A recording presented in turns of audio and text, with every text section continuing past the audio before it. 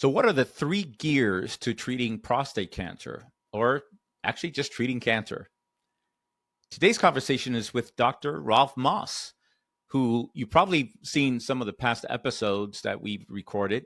And if not, you probably know of him anyway, because Ralph has been involved in cancer research from an integrative perspective for over 50 years. Dr. Moss is a prominent author and researcher in the field of cancer treatment and prevention, having authored 12 books and produced 3 documentaries on cancer research and treatment. He started his career in Memorial Sloan Kettering in the 70s. Then for the last 50 years has dedicated himself to independently evaluating both mainstream and non-conventional cancer treatments. His mission is to uncover and share the most advanced yet least toxic cancer treatments and prevention strategies, advocating a more holistic and gentle approach to healing from cancer. He has been included in the works of many books: The Cancer Industry, Questioning Chemotherapy, Herbs Against Cancer, Antioxidants Against Cancer, many books that he's written. And his personal experience with type 2 diabetes and prostate cancer has deepened his understanding of the link between diet, lifestyle, and disease, and has led to the development of the Moss Method, which is the book that is now available called The Moss Method, a Natural Approach to Fighting Cancer. Dr. Moss and I discussed the 3 gears that they refer to in the book. One is metabolism, the other one is immunology, and then the third is actually very interesting as it relates to cancer stem cells. These stem cells are involved in more advanced cancer, where the cancer tends to spread. And the reason, according to Dr. Ralph, if I understood it correctly, is that these stem cells become more active, and now these cancer cells can become more advanced. What do you do about that? What are the treatments? Are there any treatments to treat these cancer stem cells? That's our conversation with Dr. Ralph Moss on the Moss Method to Fighting Cancer. Enjoy it. It's a good one. Let's go. Before I proceed, I just want to clarify that this podcast and all Dr. Gio content is separate from my faculty position at NYU Langone Health. The views and opinions on this podcast are my own. Our guests and sponsors are curated by me and not affiliated with NYU Langone Health. Sponsors are a way for us to provide high quality information at no cost to you so that you can take better charge of your prostate health, testosterone, and erectile function, and also how to live better with age.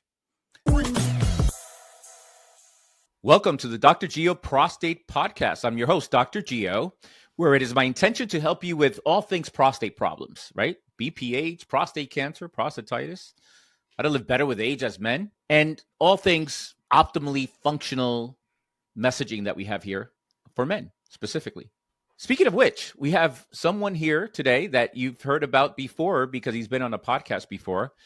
And you know some of his bio from the intro.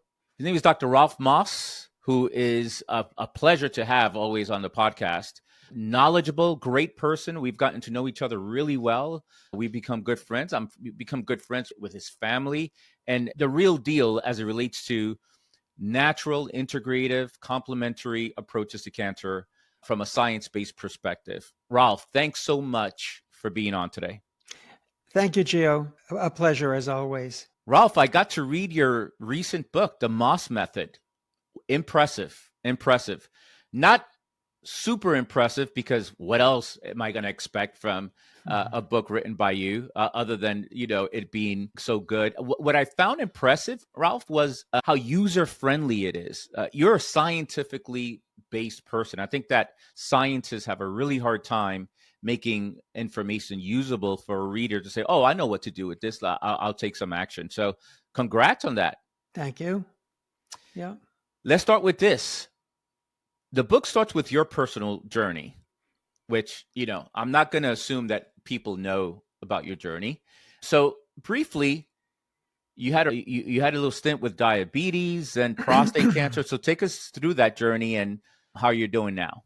Well, I'm feeling very good, and I'm going to be 82 on my next birthday. Okay. And feel as good as I felt, I mean, in 20 years. So I'm not, in no way am I ailing in the normal sense of the word, but I still am dealing with the two big issues, which is type 2 diabetes and prostate cancer. And I recently had the genetic testing done, 23andMe. This is my third go round with genetic testing, which I find fascinating and kind of disconcerting at the same time. Right. And of the various risk factors that I have genetically, the top two were type 2 diabetes and prostate cancer. Mm-hmm. So in my case, not everybody's case, but in my case, there is some kind of genetic connection here. My risk of type 2 diabetes was over 50% by the age of 70, and 70 is the age at which it was diagnosed for me. Mm-hmm. So it's a little bit faded. My mother's father, my maternal grandfather, died of complications of diabetes, and I never met him. I never met any of my grandparents. They all died young. So I think, it was something I didn't know at the time that I was diagnosed, but my fasting blood glucose at that time, now 11 years ago, was 382 or 386, which is about 3 times normal. And what was your hemoglobin A1C? Do you remember? Oh, it was above 7 or maybe above 12. Wow. Yeah. I don't remember. Ralph, I you were a little heftier, I have to say, back then. Right, little did right. I know that you love to indulge on your little pint of ice cream more frequently, right? That was and part beer, of the issue. And beer? And beer. Mm-hmm. So when you have type 2 diabetes, it's like you're insensitive to carbohydrates and other things too. And within the last year, I've been using a continuous glucose monitor deliberately on and off, because I'm learning from it, but it's a burden to not that it doesn't hurt to wear the device, but it becomes obsessive for me. I start looking like every 5 minutes. How did I do the last 5 minutes? It's like any wearable. It's Right. weird. I wear all these wearables, right? So this is an Oura Ring that measures my sleep, the iWatch that measures many things. And I see myself, it's almost like you can get insomnia from absolutely constantly monitoring your sleep. Absolutely. I mean, I might get up once or twice in the middle of the night anyway for the usual, prostate related reasons, but I can't not look at my phone to see how my blood sugar is doing. Right. So I've become intimately familiar with my rhythms and stuff, and my blood sugar issues. And it's fascinating. It's very valuable, but I can't do it all the time. It's just becomes an obsession. It's like a joke. I mean, yeah. I tell myself I'm not going to do it, and then it winds up in the same pattern. So it's great and it's not great. I have this vision. I have this device for my car. You may be familiar with it. It's an onboard diagnostic OBD2, which I didn't even know I knew my Subaru has a computer built into it, but I didn't realize that this is accessible to the general public. There are these little devices that my son-in-law showed me that you can plug in to your receptacle, or whatever you want to call it, in the car, and you can see how it's doing. And I had an issue with some of the idiot lights that went off on the dashboard, and he fixed it for me. He cleared those. Then it came up again, and I had to take it to the dealer. But now like once a month, I can check my computer on my car to see how it's doing. The same day that I installed that OBD, or got the OBD2, I got my Stello device for my continuous glucose monitoring. It was so parallel. And I realized, I had a kind of a vision of the future that OBD device, which goes into your onboard computer and scans the health of your car, that's the future a future for medicine if it goes in the way that it's going, in the sense that the continuous glucose monitor, well, that could look at your PSA. Oh yeah. Now, I mean, Yeah. why stop there with the glucose? Right. That can look at your cholesterol. Right. That can look all the things that could be measurable from. It isn't even the blood system, actually. It's Right. the interstitial fluid that they're tapping into. Could be self-diagnostic, and you're not going to be up. You're going to be up at 1 a.m., 2 a.m., 3 a.m., looking. Where's my blood pressure? You're ready. Where's my PSA? PSA stands for patient stimulated anxiety, right? And there it is. You're or PSMA. Or PSMA now. Now we're getting into the fine details, Right. So maybe this is where we're heading, but I think I'll take a break from it and I don't blame you. Just be Ralph, for a while, without not just a case study in diagnostics. So yeah, that's my. So I do remember back then where I saw you for the first time in a long time physically. Yeah. And I said, Ralph, you lost 40, 50, I don't know, Right. 40 pounds. You look Right. great. And then you told me the whole story. What was your dietary approach to, and the reason why it's so important to talk about type 2 diabetes a little bit is because it's so linked to so many diseases, Right. particularly prostate cancer. Right. So it's in my mind, if you want to reduce the risks of, I don't know, 8 out of 10 kind of diseases that causes mortality in men from health reasons, Yeah. you want to have healthy blood sugar, healthy insulin levels. So that's why we're expanding on this. What did you do to get your blood sugar levels corrected? So to be clear, I with a few rare moments, doctor inspired moments, I never took medication for 11 years for the diabetes. And I basically followed what was the best advice I could find at that time, which was to go low carb and keto, although these terms were not, as well defined then as maybe they are now. But there was a book by Dr. Bernstein called The Diabetes Solution, which influenced me a lot. And I kind of followed that. That was sort of my Bible for a while. I had the privilege and pleasure of knowing Dr. Bob Atkins. And so I had met him at the end of 1977, and we were friends for 10, 15 years till his untimely demise some years ago. So I was very familiar with his approach, a bit skeptical too. I mean, he was particularly at the time, right?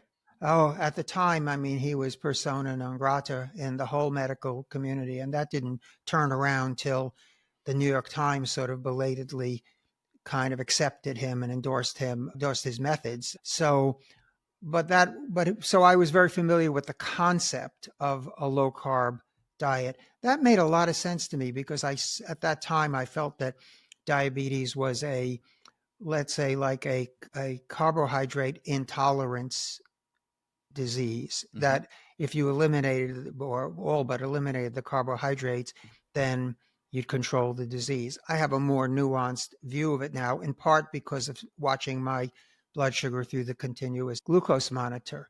And I see now, at the stage that I'm at now, that a lot of foods will raise my blood sugar more than you would expect based upon just the number of carbohydrates in that food. Even or else some potentially healthy foods, right? many potentially healthy foods. So, you take this approach, and again, 10, 15 years isn't a bad run in terms of that, but I find it harder and harder to control my blood sugar through purely dietary means. Yeah. You have to really get pretty extreme. And even if you get extreme in terms of the carbs, protein and even fat, but protein will also convert to glucose faster than I thought. I had process called gluconeogenesis, right? Right. But I thought that was sort of an overnight thing. Yeah. And well, as you get older and as you do this long enough, my experience has been that even those things become kind of problematical. So you wind up eating less. And if you follow the monitor, eat to the monitor, as I intermittently have been doing, you may lose some weight. You're not going to starve. You're not going to waste away. So I mean, overall, I'm very pleased because I saw the scale go to 210 at its peak, and this morning I was 170, and I've Wow. maintained 170 for dancing around that number for quite a while. I've gotten down, to about 160 recently, 167, and I'll go up to 172 or 3, but I can sort of keep it on that 170. I'd like to be a few pounds less even, but I'm quite comfortable and feel good. Yeah, I do remember the 210, Ralph, for sure. Yeah. So, Yeah. and people will tell you, oh, yeah, you'll lose weight on the low carb diet, but you won't keep it off. And that's Yeah. not exactly true. Right.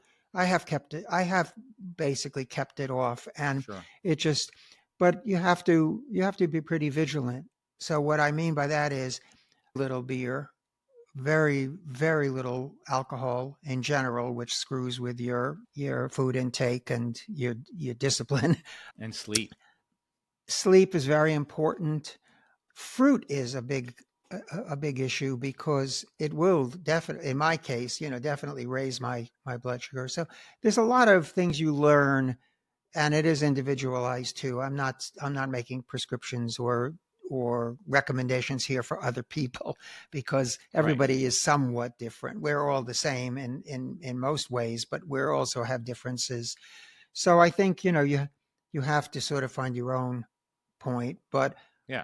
I would give myself sort of a B plus, Geo. I wouldn't say I'm A or even A minus because I struggle constantly, and I've just decided, well, some foods are too important to worry too much, Yeah. and I can't worry. So I'll take a little bit of fruit. I'll take some yogurt and things like that. That if you went strictly by the meter, I probably wouldn't eat. So Right. And shortly after that, you yeah, had your own yeah, bout with prostate cancer. So right. I need the audience to understand one thing before you go into your experience with prostate cancer. Here you are. You are a cancer expert, not an oncologist. Cancer. Right. You've been writing about cancer treatments and protocols for 50 years. You were faculty, I believe, at Sloan Kettering, studying all sorts of things, including you were involved with Laertrel and the studies with Laertrel, and there was some chaos there, to put it mildly, that has been documented in a documentary that is out on you, and we talked about it in a few episodes in the past that I will put in our show notes. The person, the expert, the one that writes in the Moss reports, the one that's written, I don't know, thousands of articles around cancer, the one that's traveled the world to look at clinics and to see exactly. I remember having this conversation with you. You said, yeah, I want they don't always know that I'm coming, and when I go, I want to see proof. I want to see records. I want to talk to patients to see if these treatments are, if they have legs, if they're adequate for cancer. That person has his own bout with cancer. What was that like for you? It was kind of mind-boggling. Not that I was never that naive that I thought, oh, I'm invincible. I'm invincible. I never felt that. If anything, I felt the opposite. Like, Yeah. I, that enemy has its sights on me, Right. neither, Right. It's neither only of a which matter is, of time. Like I tell everyone, it's only you have a yeah, prostate.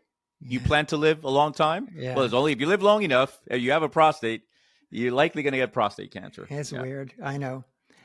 And also the way that and we talked about this before, but the way the whole thing came down was very, very difficult. I was dealing at that moment with a close relative who had stage 4 cancer, and she died not long afterwards of it. So in the middle of her all consuming for us battle, I wound up with the diagnosis in the weirdest way because there was I like, to sort of be hands on also in terms of the different things I wrote about. And I learned about this very non conventional test. It was legal, but not approved by any agency. It was called Mhm. Oncoplot. And it made sense what to me. And I got to meet or at least to FaceTime with the two discoverers of it, who were well-known, well-respected professors at Purdue University in Indiana, in West Lafayette, Indiana. Jim Moray and his wife, Dorothy Moray, both full emeriti, tenured, retired professors who were lovely and totally credible. And they came up with a test. It was a very, very time-consuming, labor-intensive test called Oncoblot, but they claimed to be able to diagnose cancer even in very early stages by some physical properties that different kinds of cancer cells had. Mm-hmm. And there was nothing particularly quackish about this. It came out of a very respectable institution, very respectable lab, people with hundreds of papers. He had been at one time the director of the cancer center at Purdue. So there was no reason not to believe it. But on the other hand, it didn't have a track record in terms of effectiveness. So my wife and I decided we'd take the test, partially because we were sort of in this cancer-phobic mood because of our relatives' struggle. And Martha, luckily, turned out to be perfectly fine. We were celebrating. I can still, it's embedded in my mind, the memory where we were in the parking lot of the nursing home where our relative was. I opened up my results. It said plain as day, prostate cancer. So what do you think when this happens? Because you believe and you trust in, just like if you came up with a test and it hadn't yet been validated and stamped and signed, sealed, and delivered, but I know you, I trust you, I like you. So I'm going to be prejudiced to believe that it's what you say is true. But on the other hand, most of the doctors that I then spoke to poo-pooed it. They never heard of it. They didn't like the fact that the FDA hadn't approved it. It wasn't, widely published. So I was a little bit on this fence, and I thought, and I even wrote this down on a piece of paper, PIN. See, I thought I had, if anything, a very early form of prostate neoplasia that wasn't cancer, but was going to be something equivocal, right? Well, the audience, high-grade PIN is, at least at the time, it's less so now, Ralph. Yeah. The research doesn't even show a strong link that is such a significant precursor to cancer. But at the time, high-grade PIN, it was about a 30% chance of that converting into cancer. Right. So that was where my mind was. And I thought that, well, watchful waiting, step up my program, whatever. No biopsy yet at the time. No biopsy. So I went to a Ivy League, highly regarded urology department. La creme de la creme. Right. Not far from my home. 2-hour drive from where I was living then. And they did I wanted somebody to do an MRI in advance of doing a biopsy. That made sense to me. And now it's become fairly common to do that, but it was kind of rare in those days. I didn't want somebody poking holes in my prostate unnecessarily. So they did the MRI, and the results were alarming. In fact, and then there were tumors in my prostate, and that was amplified by this doctor who's still there. And I don't want to get into a big fight with him and because I didn't tape him.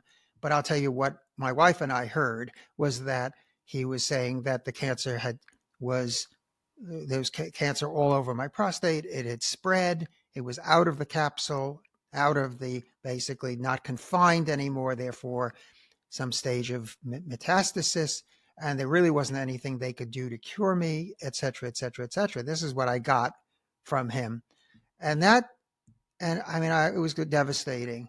And at that point, we went back to the hotel, and that's when I remembered that you and I had talked at the premiere of the film that was made about my years at Sloan Kettering, and we were friends and we were corresponding a lot. So I called you or texted you at that point. You were wonderful, really wonderful. And I know you said you're not going to push NYU on me where you work, but not to make any decisions about treatment because they were already talking about doing radiation but all palliative. So that's how I got to NYU, because of you. And then you mentioned Dr. Samir Taneja's name to me, and I like the idea of the cryoablation because it seemed less damaging. Also, you got the More. MRI targeted biopsy at that point, So then I came, yeah. So I'm right? I'm, From I'm correct. us. So Yeah, then yeah. I redid. They insisted on redoing the MRI, and it was the multiparametric MRI. And then after the MRI, basically it didn't show that it had left the capsule. That was the biggest relief. Right. There was no sign of any Right. metastasis. And then he did the biopsy, and the biopsy showed a Gleason 8 tumor. One was Gleason 7. 4 plus 4 was the 8, and 4 plus 3 was the 7. So these were fairly aggressive tumors. In fact, the 8, in a sense, would have precluded me getting the cryo, but I think you went to bat for me at that point, and he agreed to do it. Although I was not really a good candidate because it was a bit more advanced. So, this was sort of dumped in my lap, literally, and deal. What can you do? Ralph, You let me deal ask you a with it. question. Yeah.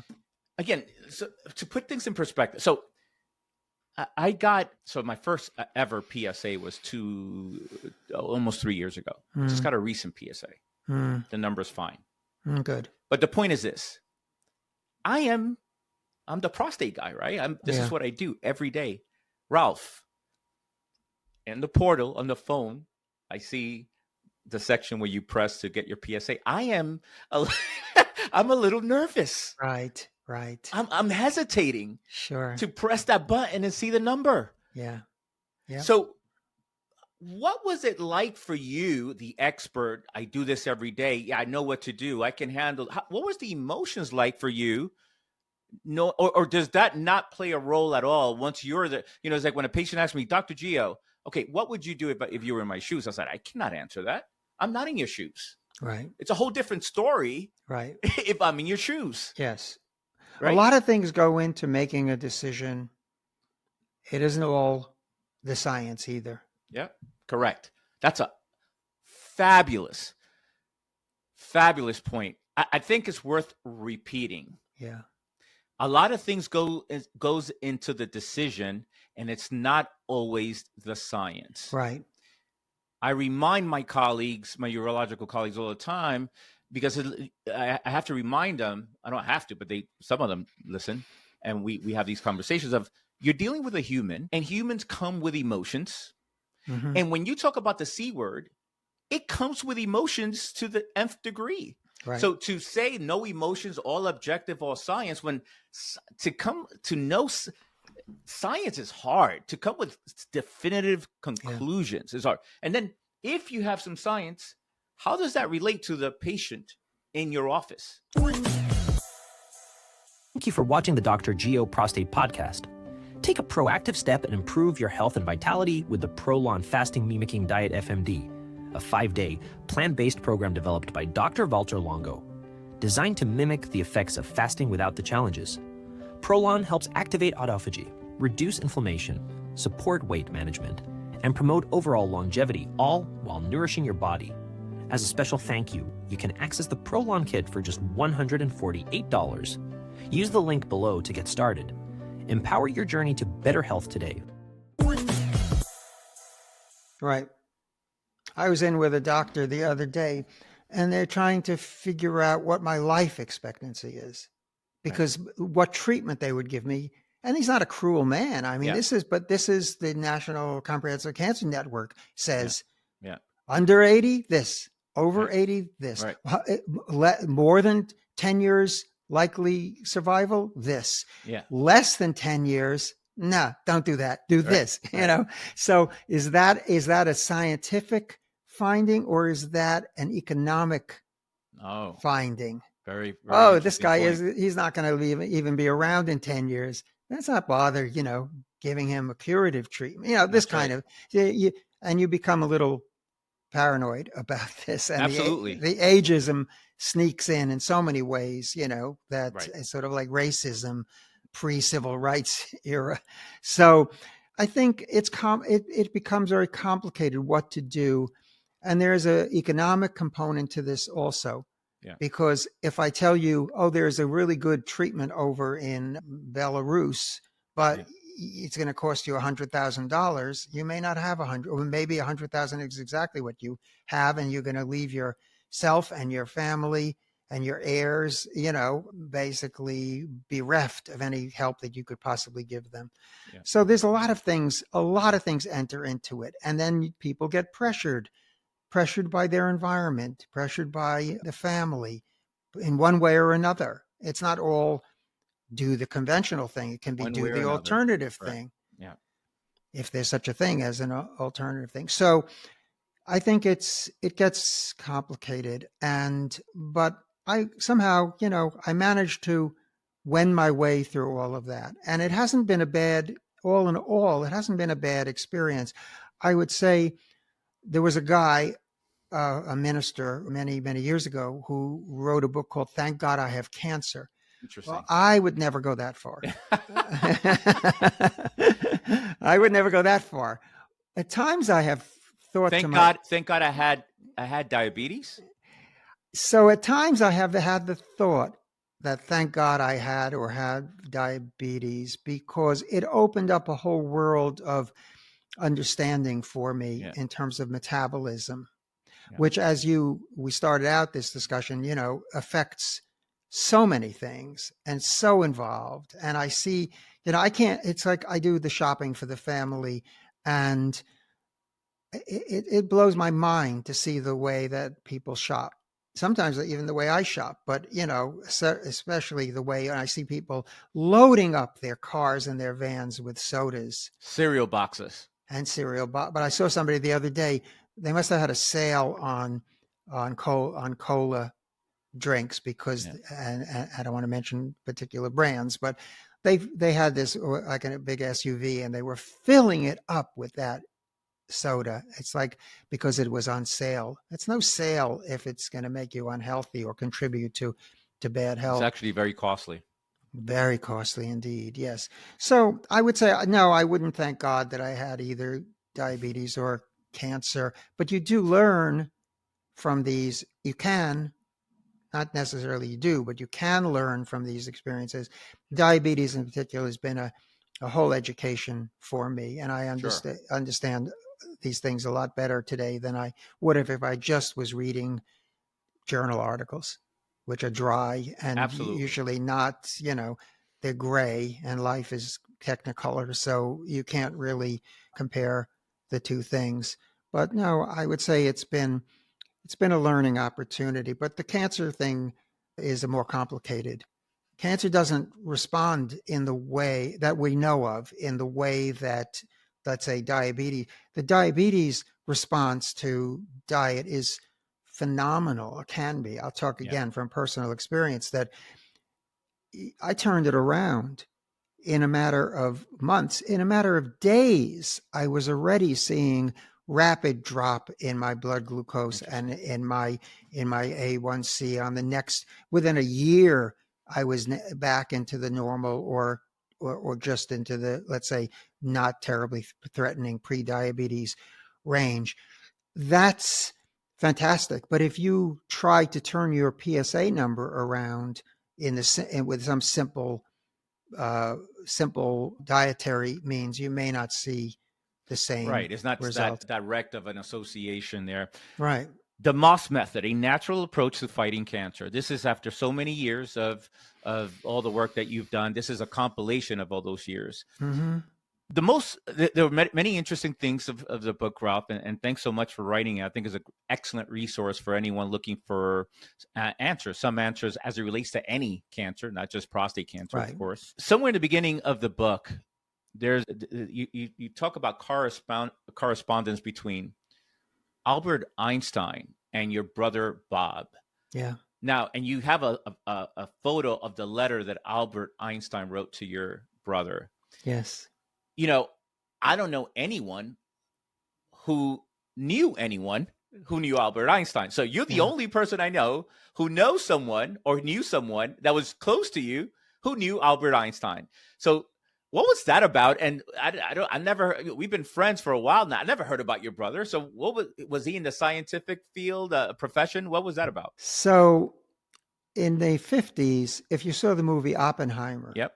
so Oppenheimer was a protege, a young colleague, a trusted colleague of Albert Einstein at the Institute for Advanced Studies in Princeton. And he lost his security clearance because in the anti-communist hysteria of those times associated with Senator Joe McCarthy, his wife had been a leftist. They were at Berkeley. Even then, Berkeley was, sort of a hotbed of radical thinking. And I don't know if she was a communist or was pro-communist, but in any case, it was guilt by association, as it were. Not that they ever did, that I know of, did anything subversive in this country, but that was the perception. And he lost his security clearance, which basically meant he lost his job because he couldn't function. Oppenheimer couldn't function if he wasn't cleared to see the latest research. Yeah. Excuse me. And so in that atmosphere, Einstein made comments to the press or in an article in a magazine that if he were living his life over again, he'd be an electrician or a plumber rather than a scientist. Having independence of thought is the most important thing in the world. And he didn't feel in America at that time that you could have truly free conscience to hold your opinions, regardless of the political implications of it. So my brother was a junior or senior in high school, Lincoln High School, where I went also at that time. And in Brooklyn, in Coney Island. Yeah. Yeah. And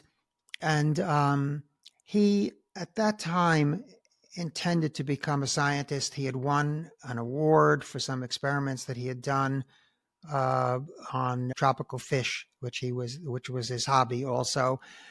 And he was expressing at dinner a great disillusionment with the fact that Einstein, who was a hero to all scientifically minded and to all humanistically minded people in the country, in the world, would have said that he wouldn't become a scientist. And he was just, I don't know what the word, disillusioned, I guess, is what you'd say. But my father, who was more proactive, I would say, not political, but more proactive, said to Bob, well, why don't you write Einstein a letter? My father was not awed by people of stature and position. It was a kind of a small d democratic. We're all, we're all humans. Correct. I tell my kids, President of the United States, back then it was Biden. He wakes up, he puts on his shoes and his socks and his pants just like I do. Yes. So yeah, he was. Yeah, that's great. So Bob was like, nah, he'll never read my letter and this kind of thing. And my father said, well, look, I'll write the letter for you based on what you've said. And I was there. And my father just hunt and pecked on the typewriter and wrote out a letter to Einstein, which still exists, believe it or not. It's in the Einstein archives. I've seen a copy of it. It was a great rush of nostalgia for me. But Einstein wrote back basically the next day. So I think I went out with my father. We put it in the mail, the letter in the mailbox, signed by my brother. And that was like a Friday. And I think it was Monday or Tuesday. This letter, we used to get the mail twice a day at that time. And the mailman shows up at the door. And I was the one who answered the door. And he hands me this letter. And I'm looking at Mercer Street, Princeton, New Jersey. Who do we know? It's addressed to Robert Moss.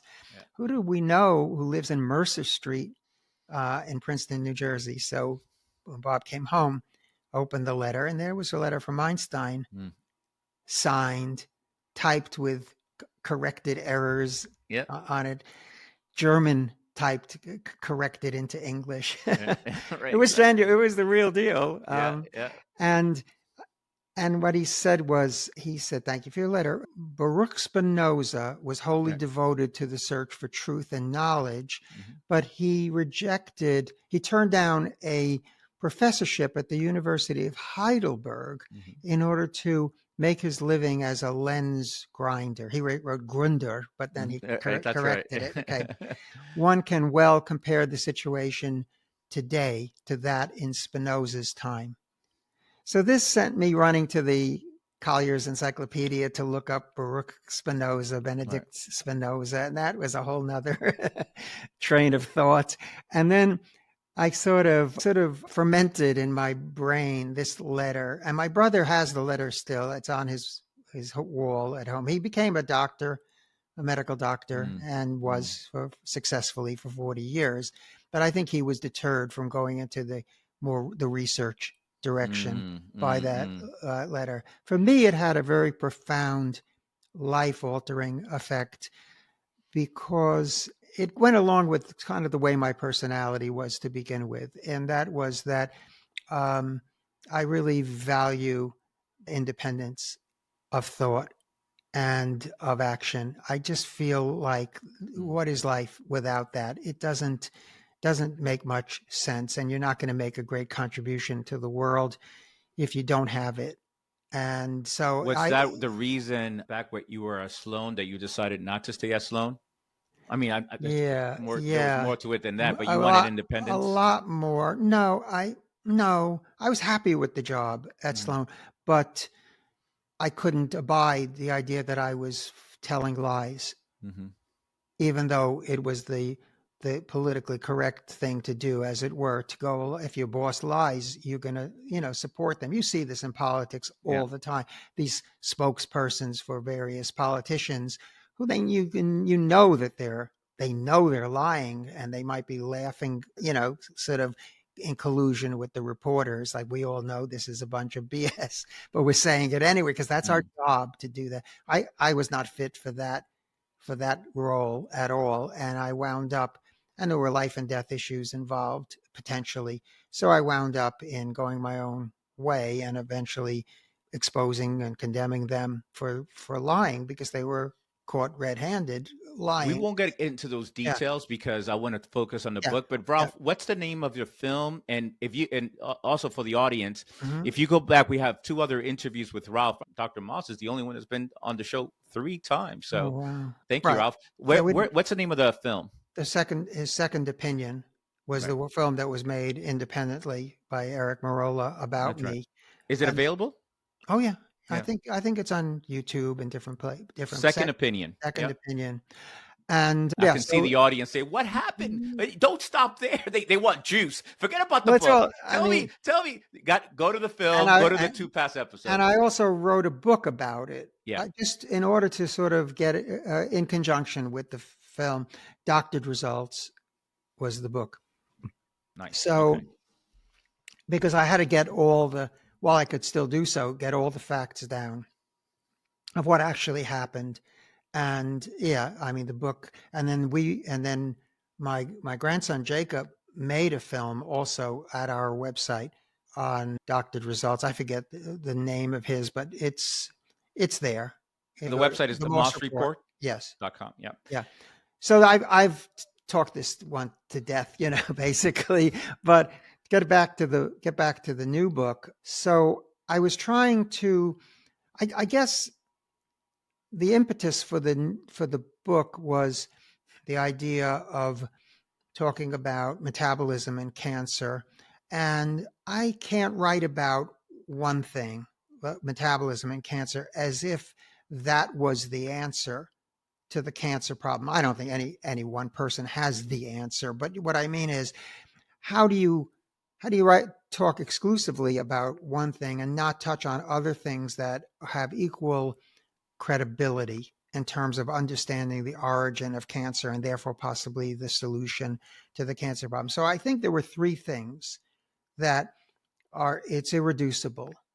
You've got to consider these three things. One is immunology, immunotherapy, and I would include the microbiome in that. Meaning, I don't think it's debatable since the time that Jim Allison won the Nobel Prize that some people have been cured or had great success with immune checkpoint inhibitor therapy. And this is a very important development within the field of immunology, something that I was on 60 Minutes with, as you probably know, in 1980, talking about immunology of cancer and the slow pace in 1980. And it wasn't until 2017 or something that Jim Allison won the Nobel Prize for this. So I watched this whole development for 40 years. And of course, it's very gratifying that finally this was acknowledged and understood. But I needed to get that off my chest in a way that, you can't just talk about one thing. You've got to talk about at least 3 things, possibly 4 things to begin to understand the cancer issue, even from a complementary point of view. Okay? Yeah, you make the point very clearly in the book that a part of the issue is having a reductionistic mindset with regards to treating cancer. This is the path. Let's just treat this one pathway. No. There's many pathways to treat. Right. And immunology is one of them, for sure. Right. And so there was the immunology part, which I say intersects with the microbiome, which is endlessly fascinating, but it impacts almost every aspect of health, how the bugs are growing in your gut and other organs of the body, and how that can promote health or disease, depending on the balance of them. So I talk about in the book. And let's break that down a little bit, Ralph, because I think, and we're going to go to all the 3 sections, but I do believe immunology is it's very important. So there's a cancer cell in the body, and your immune system's supposed to identify it, be censored to say, all right, that's abnormal. I need to attack it and get rid of it. So that is dysregulated. That approach is sort of malfunctioning. Is that what? And obviously, we're using lay terms here for people. Is that what's happening? If there's more detail than that, maybe you can expand. And then, what do we do about it? Well, part of the problem is that you have to have a diverse and thriving microbiome in order to have a response to immune checkpoint therapy. This is not my findings. These are findings that mainly came out of MD Anderson Cancer Center and many other, UCLA and many other places. That being the case, you have to look to the microbiome. And where I came out on this, everything in the book is oriented towards the consumer, towards the patient or the prospective patient. How would you improve and increase your microbiome? You can do this in the supermarket, but you've got to be very, very selective in terms of what products you buy and eat. And some things will destroy the microbiome. Alcohol, I think, has a negative effect. Some things will build it. And there's the question of, it isn't even so much the question of the amount that you take in as the diversity of the microbiomes. So you can get quite a great diversity by choosing wisely among products. Kefir, for instance, has a much greater diversity of microbes than yogurt does. And a lot of the yogurts only have like 1 or 2 different microbes. So giving a lot of 1 or 2 is not going to be usually very important or very beneficial. And that's usually what you get. I mean, even a very popular brand of probiotic, meaning adding in a microbial species, has like 1 strain. And there's some benefit in some situations for that. But with the kefir, you can get, the number is never specified exactly, but it could be, as I've seen studies, it could be as many as 40 different species in the to the microbiome.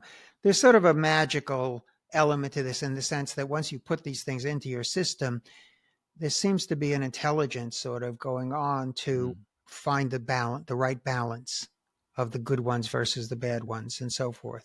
Is there another food that comes to mind that provides a decent amount of biodiversity? Well, all the fermented So things foods, like kimchi and sauerkraut, yeah, but sauerkraut. but if it has vinegar in it, it's worthless. The vinegar will kill the Interesting. microbes. Yeah. So if So somebody's ordering a hot dog, an ultra processed food, right. and they say add some sauerkraut in it Yeah. because that will offset the No. the harmful effects. That's not it. And No. that sauerkraut is probably in vinegar.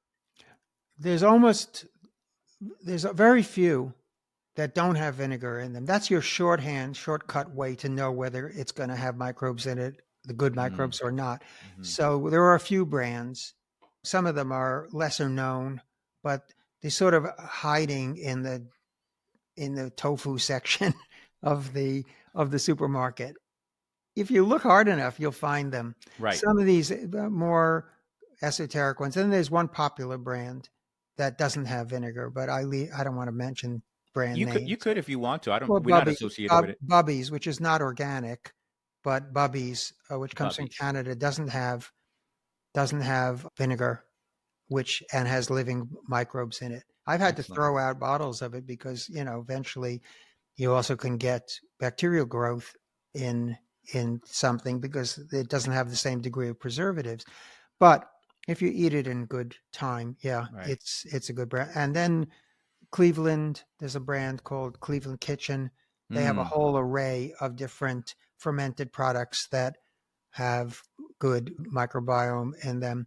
But the kefir, the organic one in particular, Lifeway, I think it is a very good source. What I do is I buy over the internet, I buy packets of starter kefir starter. It's not cheap, but you can get these, and then you put that into a mason jar and leave that 24 hours, and you have a quart of your own homemade kefir. It's a hmm. superior taste, superior quality. It's fresh. Oh, okay. You could use milk, whole milk. I use soy milk, so I get the benefit of the isoflavones from the soy plus the microbes. So there are, in my book, there's a lot of practical advice about how to do this. Good. I've given a lot of thought to this, and I continue to give a lot of thought to And it. so the microbiome and its association Yeah, to the immunology and immune yeah, system. What else? The mushrooms are mushrooms. fascinating, So right? I All think right. if you Yeah. were to say one particular category of foods or edible things that you could use to boost the immune system, the mushrooms would be the top How many one. mushrooms? Look, I'm a big I'm big with the right type of supplements, Yeah, and I think that there's not that many mushrooms, or at least the right. active ingredients that you could Hmm. get from eating a bowl of mushrooms versus Yeah. getting it from supplements. What are the top supplements that are associated with immunology, boosting the immune system, and perhaps even cancer in that regard? Well, it's a whole big discussion about. We have a lot of information at our website Hmm. about different preparation methods and so forth. But the ones that are most associated with fighting cancer, Trametes, which is a turkey tail, or formerly known as Coriolis. So that's not thought of as an edible or culinary mushroom. Hmm. Reishi is another one. These are Hmm. hard substances, but have a multi-thousand year history in terms of health promotion and various other ones that as I say I would say we Rishi and yeah, Turkey Tail. Those are the ones. I mean, look, the shiitake, blah blah blah. yeah, But I would say in terms of particularly research, I mean, there's Cochrane reports on Rishi. right, Cochrane report recommends nothing natural ever. right, But for Rishi, he says, well, this might actually, I'm not, yes. in combination with chemotherapy and radiation or whatever else is needed, this might actually be a good thing.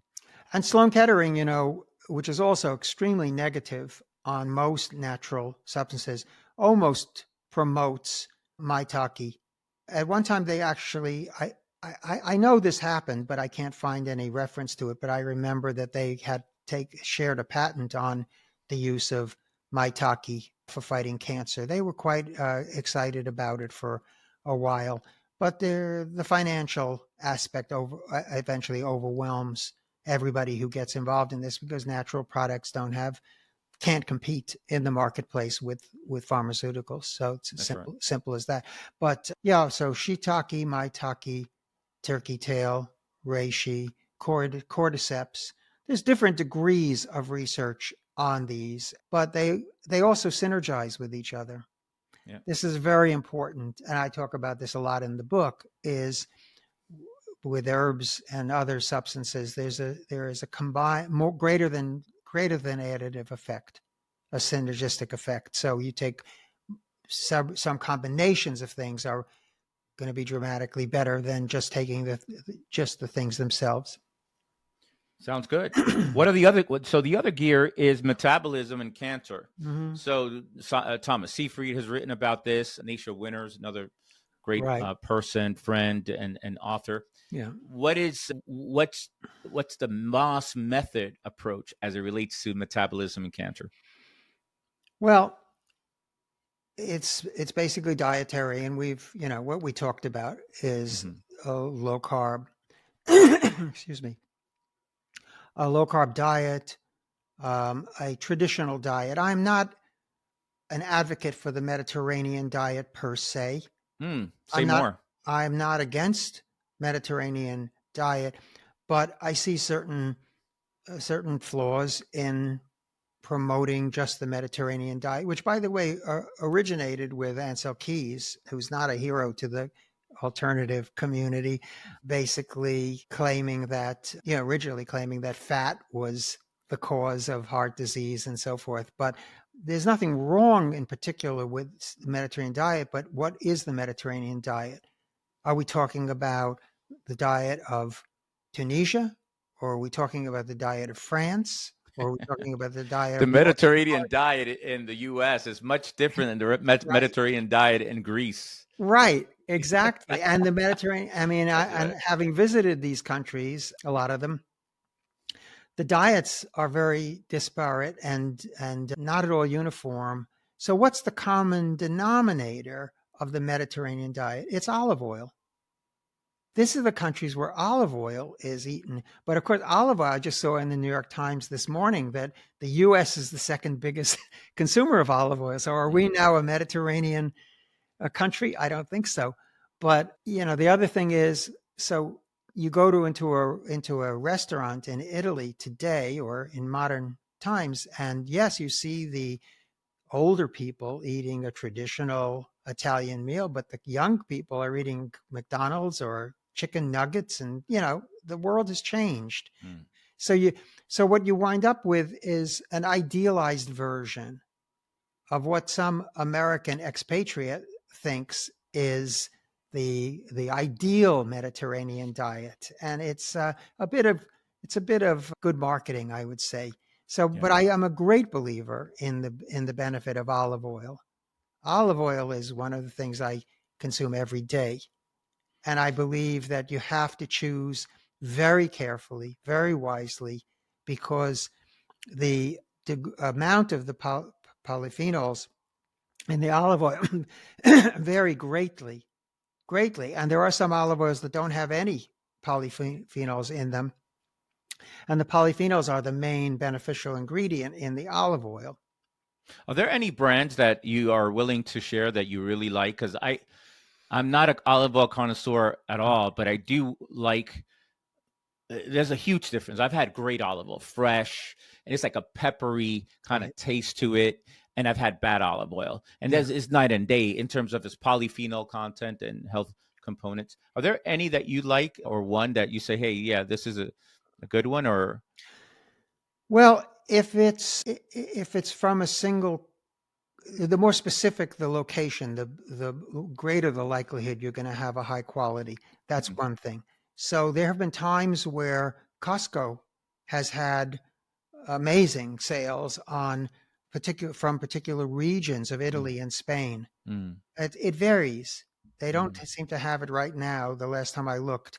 But there are also a couple of other things, which is the labels now very commonly list, they have like 3 olives, and then they'll fill it in based upon how robust it is. So it'll say mild, moderate, or everyday and robust. These aren't scientific terms, but Mhm. the robust ones are the ones that are going to give you more of that feeling of the polyphenols. You can detect them by the sensation in the back of your throat, which is sort of indescribable. It's like, I don't know any other food that creates that particular sensation. It's a little bit like peppery. They call it Yeah, exactly. Yeah, peppery. pepper. It's a Yeah, little exactly. almost, if you're not used to it, it's a That's little right. unpleasant. That's But right. that is the sure sign. It may not be necessarily the tastiest, but it is the sure sign of a high polyphenol That's right. content. And if you get a commercial one that says robust on it, uh, that means it's going to have more than average. Good. The one that I normally go to for consumers is Life Extension had an olive oil. Mm-hmm. It's not available at this as of our discussion. Not available. No, so it's a little bit hard to say. You have to do a lot of research on this, but the So ones as it relates to the metabolism of cancer, right? So auto like Warburg effect. I'm Mhm. thinking I wanted to say Otto Warburg all in one word Yeah, there. right. Autoberg. Yeah, the burger, Warburg effect, right? right? So this idea that glucose feeds cancer, so you want to keep the carbohydrates down, Mhm. and then that's why we had this conversation Mediterranean, and olive oil is a great way to do that. You can spread it with food. And unlike almost everything else, we have actual clinical data Mm-hmm. on olive oil. The Spanish government, basically, Spanish olive. Perimed studies, the Yeah, Perimed studies, yeah. right. Yeah, it's pretty much Yeah, right. I reference those studies quite a right. bit. Yeah. So this was actually paid for by the Spanish oil consortium, but it wasn't influenced by them. It was independently done. And there were a lot of problems initially with that study, but eventually it came out and the results were very strong. But don't forget that Spanish oil that those people were having, and they were given a lot of oil. I mean, almost as much as they could use and told to take like tablespoons a day. And a lot of it was consumed raw on salads and things like that. So they were getting more than the average American consumer would Yeah. be of the polyphenols, just by the nature of the oil, and then secondarily by the amount that they were taking. But I think a couple of tablespoons a day is not at all excessive for most people to Mm-hmm, have, mm-hmm. and raw is good. I cook with it too, even though I know that about half of the polyphenols will be destroyed in the cooking. But I have substituted olive oil for most other fats and oils that I use. So I get some from that, and I get some from the raw, make salad dressings and so forth. But that's very important. Mm-hmm. But the thing that we haven't gotten to, The third which is gear. the third The gear, which third gear. is Yes. sort of the apple of my eye, as it were, and no pun intended, and that is the cancer stem cells. Stem cells, So right? I've been looking at this issue of cancer stem cells almost from the start, from the time that they were first discovered. And I even found an article that I wrote like 14 years ago about, based on the first press release from University of Michigan announcing the discovery of the cancer stem cells in the first solid tumor, which was breast cancer. So I had an instinctive feeling that this was something major, major happening, and I am not disappointed in that. So I felt like I had a mission to tell the world that cancer stem cells exist, and that there's a reason why the listener and viewer haven't heard about this.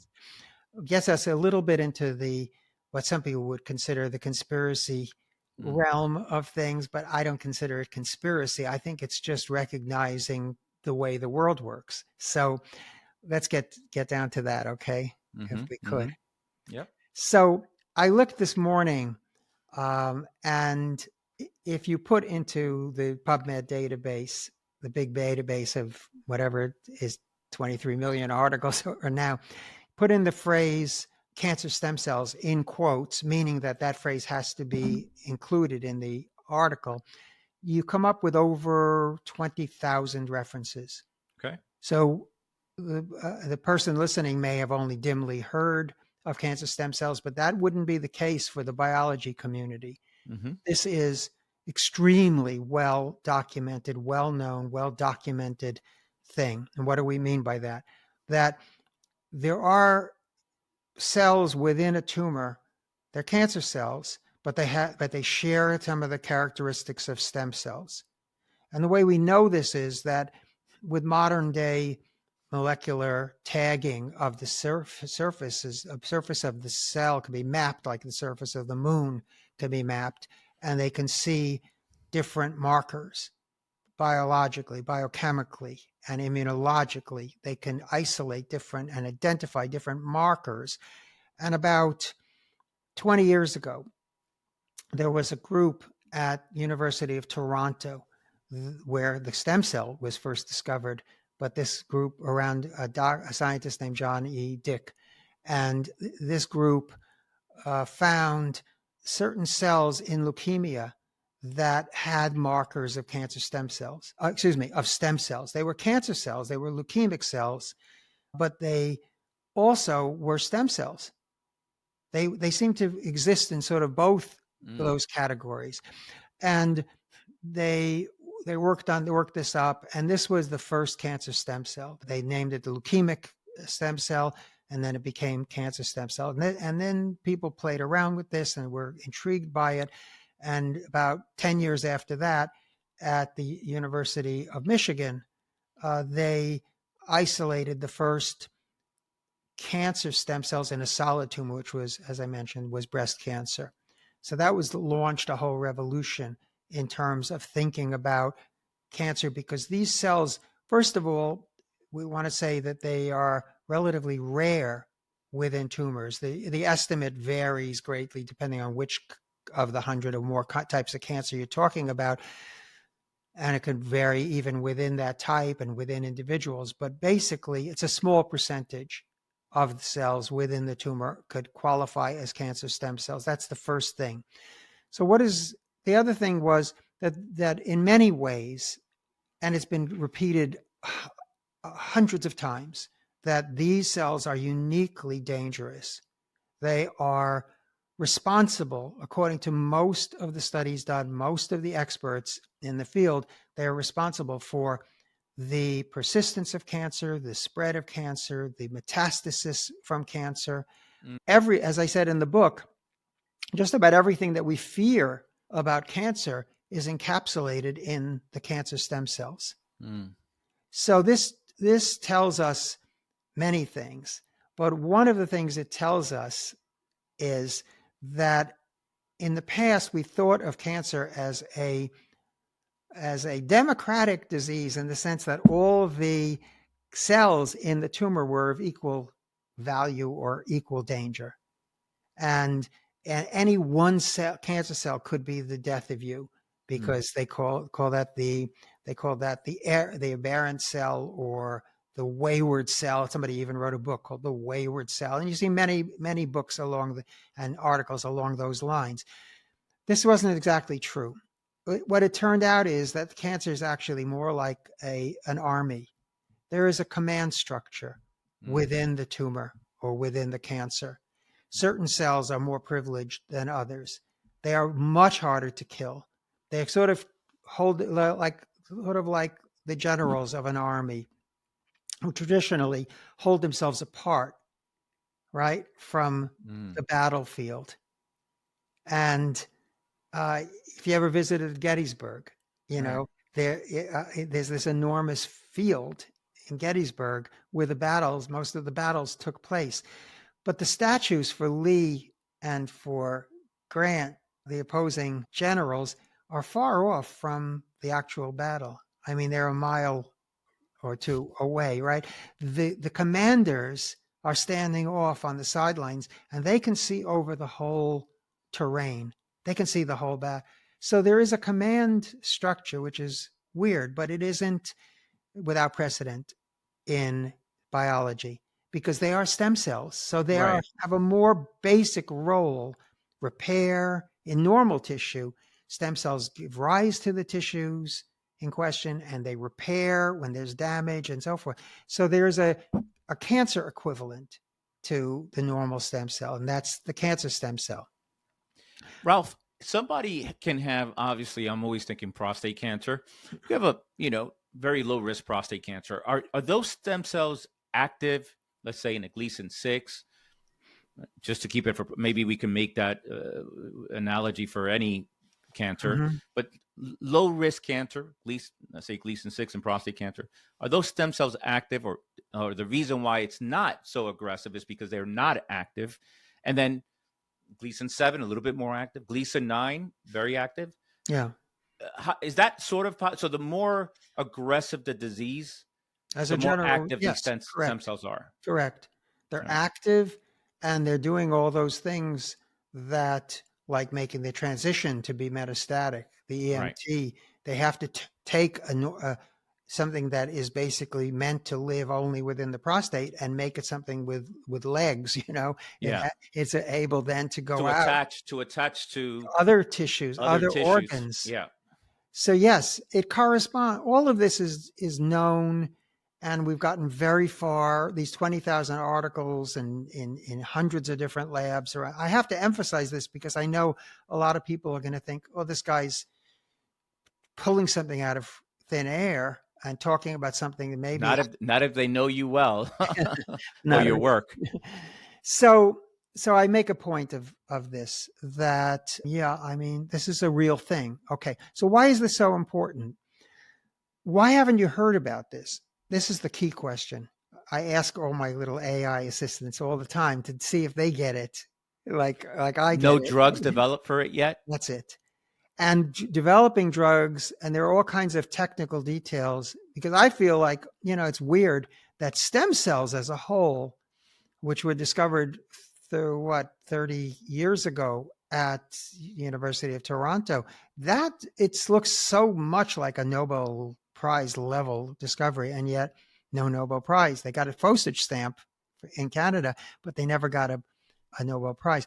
And the same thing with the cancer stem cells. I mean, I think it's worthy of a Nobel Prize, but the main reason being, why didn't immunotherapy get the Nobel Prize until Jim Allison? Because Jim Allison discovered Yervoy, the first of the immune checkpoint inhibitor drugs, which have made billions of dollars. I mean, not exaggerating, for the pharmaceutical industry. So there's no dispute anymore about their efficacy. A strange thing happened on the way to the anti-cancer stem cell battle, and that is that they couldn't come up with any drug that successfully targeted the stem cells unless you also targeted cancer stem cells, unless you also targeted normal stem cells. That was one problem.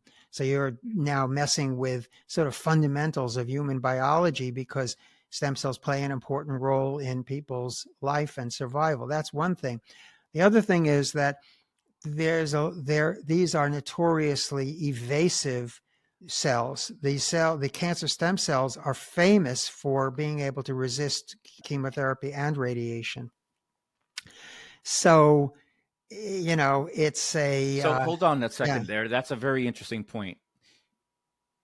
Once somebody has a cancer that's aggressive, that's pretty much, there's no cure for that in 2025. Right. So they undergo chemo, in some cases, they undergo radiation, and it's really only a matter of time before there's a recurrence. So you're saying that these cells sort of get more pissed off, these cancer cells, and then they create more stem cells to make them more aggressive after these treatments, potentially? They become more concentrated because you've killed off, I don't know if they're pissed off, but you've killed off the easier to kill cancer cells, and you've left sometimes the more aggressive ones. So that's depressing. But here's the good news. The good news is that, and this is the core of the book as far as I'm concerned. This book could have been the stem cell book. I think, right? One gear, is that, I mean, obviously we know immunology, but I think this is unique. This is a Moss method unique aspect of your book. I just never heard of this. I didn't want to slight the metabolism Yeah, or the sure. immunotherapy, because I believe in them too. I mean, as I said, I, 45 years ago, I was on 60 Minutes talking about this. Right. But so and I followed this. I mean, I knew Helen Coley Nortz, whose father invented cancer immunotherapy in the 19th century. So it's in my bones, as it were, my blood, Sure. and I don't want to slight that. But the core for me is like something hiding in plain sight. Yeah.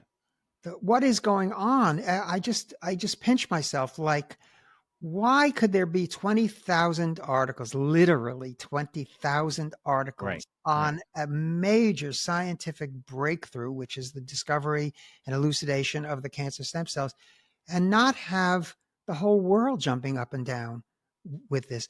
And and that's sort of the core in a way.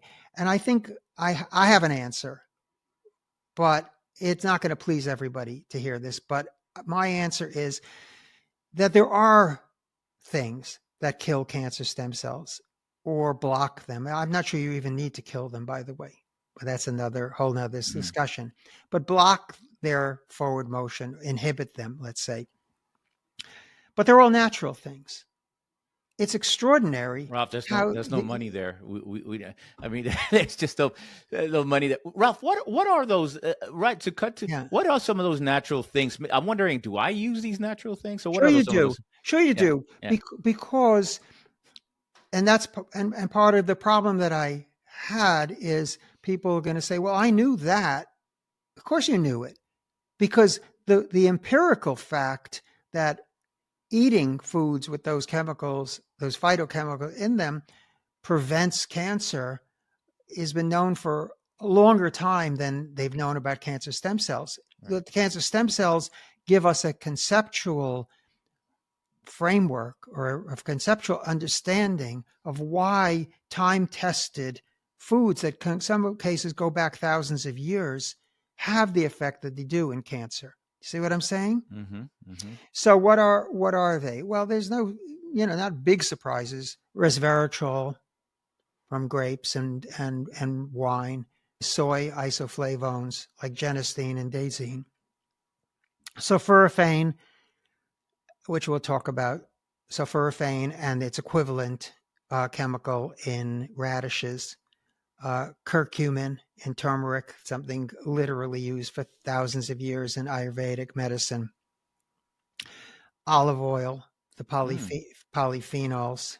Okay, so it's not just about the Mediterranean diet or the fact No, that you're more ketogenic if you take right, olive oil. Is there? It right, has a cancer stem cell effect. correct. And maybe the one that is the most practical for most people is green tea. Look at that. And EGCG, which is the main polyphenol in green tea, is well documented to kill cancer stem cells of various kinds. It also has been shown in a clinical study to accumulate in the prostate. Mm-hmm. They know this because they took men who were about to have biopsies on their prostate and gave them green tea for 2 weeks, or EGCG for 2 weeks in advance of getting the biopsy. And there was massively more EGCG in the prostate of men who took the supplement or drank the green tea before the operation than men who didn't. Yep. So we know that you can sort of bathe the prostate gland in this anti-stem cell liquid, which is green tea, if you take it for just a couple of weeks. It's just Excellent. amazing. Any lifestyle practices that helps to modulate the cancer stem cells? Exercise, I don't know, fasting. Well, I think those would work indirectly, But not directly. I can't recall any direct studies done. It's a good question, a very good question, but I think it would be indirect effect on the metabolism. Beautiful. I mean, certainly I can see it with my my continuous glucose monitor. I'd say it's almost for a person in my situation, it's really impossible to control your blood glucose well unless you can get out and do about in my case, about 2 hours of walking or exercise per day. Gotcha. Mm-hmm. So I think that there's the connection, but I'm not sure about Okay. the direct. I'm just Yeah, curious. yeah, Like, I'm what not else? sure. If somebody wants to go all the way, now we're at risk of being reductionistic ourselves. I'm Right. aware of that. And But and and then when I looked at the question of synergy, which is, as I say, the greater than additive effect of these different things, they, as far as I could tell, I mean, in every study, they synergize. Mhm. So there is a special thing to try to combine these various elements in food and in diet and in your regimen. Excellent. The Moss Method: A Natural Approach to Fighting Cancer. The book is out now, It's Ralph. out now, Moss Report, and it's on Amazon too. Sure. Thanks so much for writing it, Ralph. If you have any, I know we've spoken for an hour and a half, more so than I usually do, but I was so intrigued by our conversation. So I'm super happy we did it. If you have final words, and how can people find more about you and your work? Well, that's pretty easy. With my son Ben, I do a podcast, and I think I've written 1,200 articles that are on our website, the Moss Report, as well as in the Townsend Letter, which my son Ben has helped to revive and bring back to functioning for doctors and advanced patients. And Great Townsend Letter. Always been great. yeah, For 40 years, is revived now with yeah, Ben, and I'm happy to announce that I write a lot there with regards to prostate problems and integrative approaches. So yeah. it's good without me, for sure. But I would say it has great other authors and excellent information. Thank you.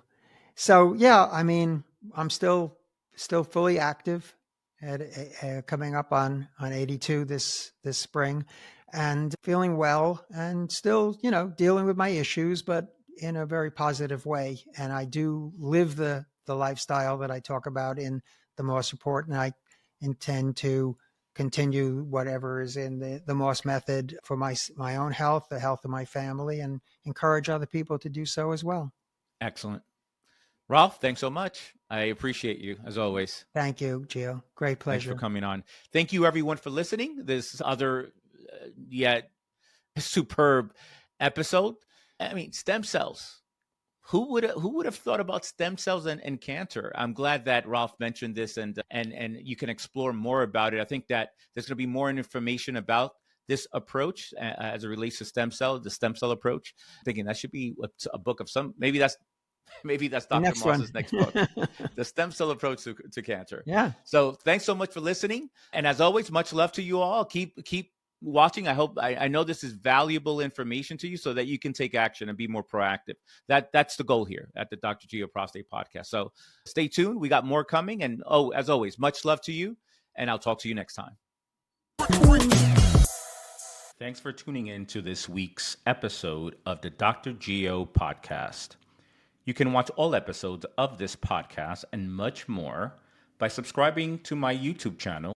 If you love what you heard today, you can help by leaving a 5-star review of the podcast on Apple and Spotify, as each review helps us reach more men who are serious about improving their urological health and how to function better with age. And for the latest research and actionable takeaways in the world of men's health and integrative urology, sign up for my newsletter at drgio.com. I'll see you next time.